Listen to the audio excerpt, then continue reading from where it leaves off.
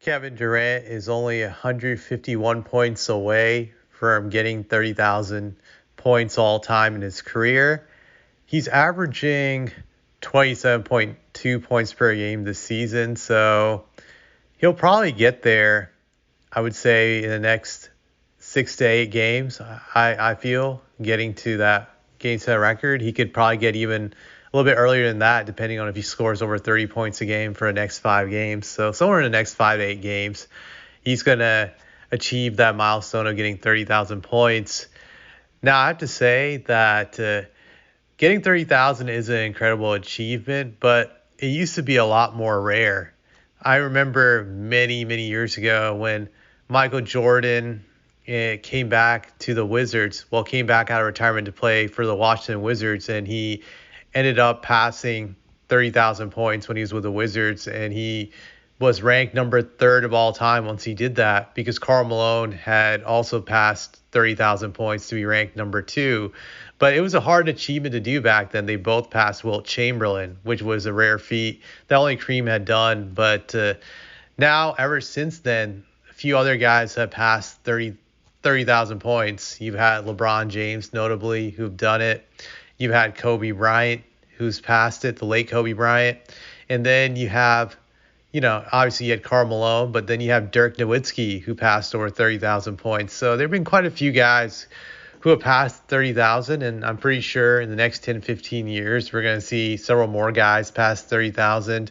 Now, I give Kevin his props for getting there, but I also feel the way the game is played today, it makes it easier to achieve that milestone. Whereas back in the day, it was much harder due to the league being more physical, guys not having the durability to last as long as Kevin did due to the league being way too physical. Their bodies broke down by the time they hit like 34, 35, some guys even in their early 30s. So that shows you what it once was when it came to difficulty to achieve.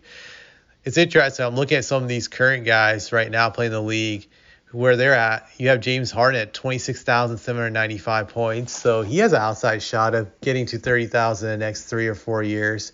Westbrook has 25,802 points. He could get there if he plays 4 or 5 more years. It's interesting.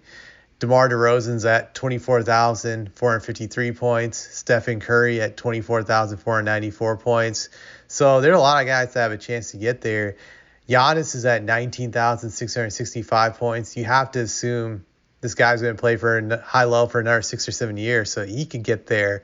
So that shows you how 30,000 points is going to be shattered a bunch of times. We're going to see this in the next 10, 15 years. Now, going back to Kevin Durant, the question, I guess, now is how far up on this all-time scoring list can he move? I see him passing Dirk Nowitzki. Dirk has like 31,560 points, so I think he's definitely going to pass him. I see him passing Michael Jordan, who has 32,292 points.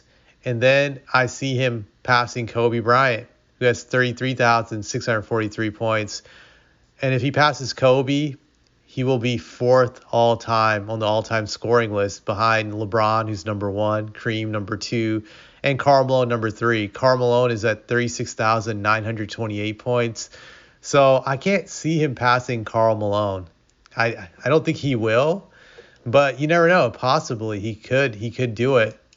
But I think his health has not been so great in the last several years. Ever since he came back from that Achilles tendon injury, he hasn't played many games every season following his comeback. His first year when he came back in 2021, he played 35 games. 2022, he played 55 games. 2023, he played a total of 47 games. And then in 2024, he played 75 games, which was a lot compared to those 4 previous seasons, which was incredible. This year, he's played 34 games out of the possible 44 games he could have played. So I think he's on pace to probably play 60 games this year. I don't think he'll make up to 70. I could be wrong, but I think it's because of his durability now that it'll be harder for him to pass Malone. But he has an outside shot of it, but I don't think he'll pass Karl Malone on the all-time scoring list. If he does, he'll end up number 3. But I definitely think passing Kareem Abdul-Jabbar won't happen for him. It's so far out for him. I don't think it will. So That's one thing I would say I don't think is going to happen. One thing it makes you wonder if Durant never had that major Achilles tendon injury, and if he didn't suffer from another major injury earlier in his career, which was the Jones fracture injury he suffered during the 2015 season that cost him to miss 55 games, how would his career have been different when it came to the all-time scoring list? I meant to say all-time total points list when it comes to players. It's interesting. He might have had an outside shot of tying LeBron, maybe, possibly, passing Kareem if he didn't get all those injuries. So that's one thing that Durant probably wonders about. If he was healthy, how far up on the list would he have gotten? He's already pretty high, but maybe he would have been higher. So that's all I have to say about this.